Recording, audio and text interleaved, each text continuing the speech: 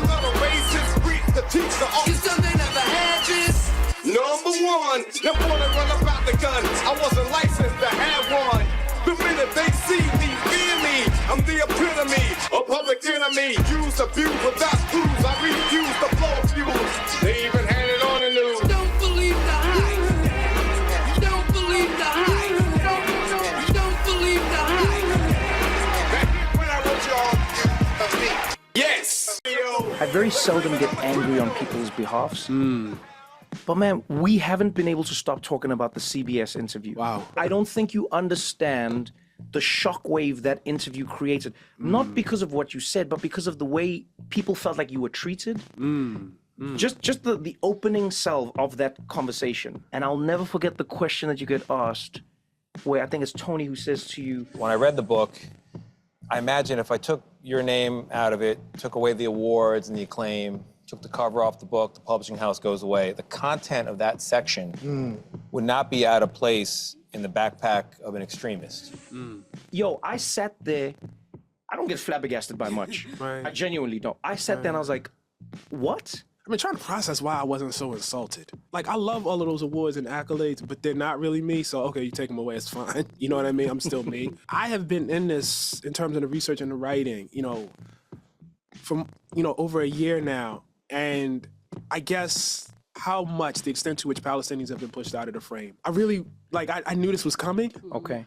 And I figured at some point it was gonna be a fight. I didn't know it was gonna be right then, but I figured at some point it was gonna be a fight. The thing that went wrong in that interview more than anything, as far as I'm concerned, is, and I know she's getting a lot of stuff right now, so I really wanna say this. Gayle King is a great journalist and a great interviewer.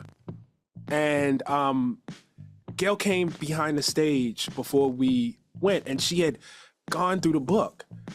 And I'm not saying she agreed with the book, but she was like, I want to ask you about this, I want to ask you about that. I want you. It was like Gayle was considered. Oh my if there's God! one thing Gayle King is, it's considered. Listen, but she didn't speak.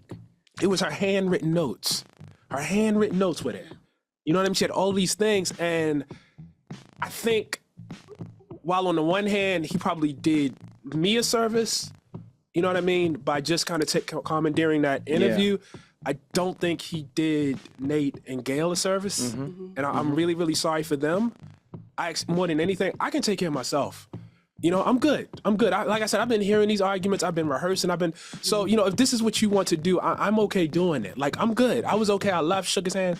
I'm okay. I'd like to know from you, maybe why you think people do that. Why do they remove all context when speaking about Israel Palestine? Why do they say, if we take this away and if we take that away and if we take that away and if we take that away and if we take that, then it's this? But we don't do that with many other issues. To your point, removing the context I think is actually essential.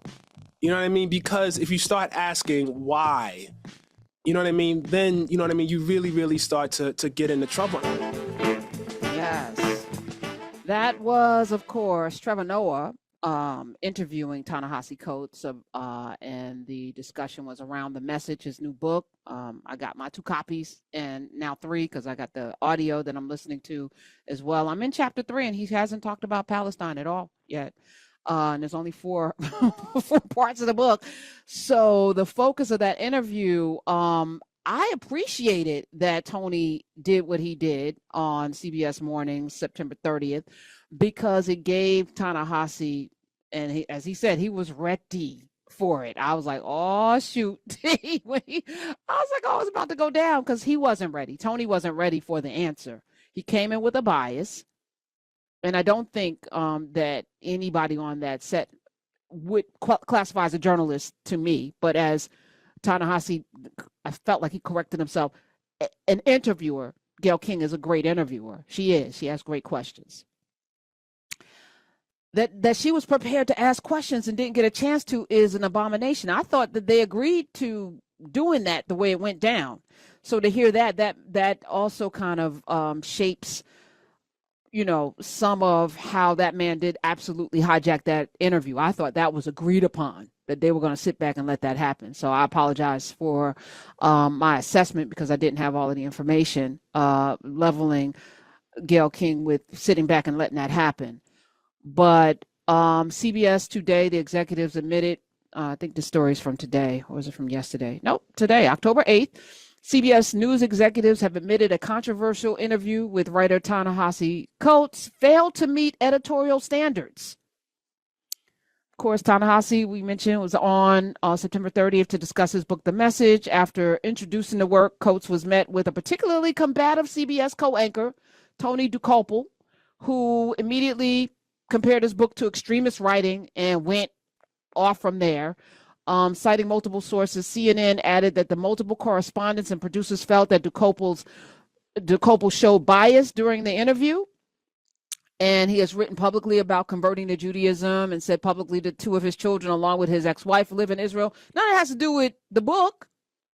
There are parts of the book you can have, again, the back and forth. You made it all about your situation. So CBS News station's president and CEO Wendy McMahon reportedly enlisted the network standards and practices unit to conduct a review of the discussion, and it failed. It failed to me. We saw that. We saw that it failed. We saw that. So I'm glad that they admitted it too, CBS. Good job.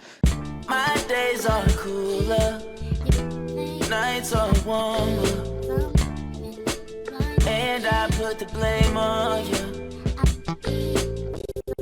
Time moves slow, but my heart beats faster. When these eyes are looking right at you, right at you. You give me something to believe in, just what I needed. You're the closest.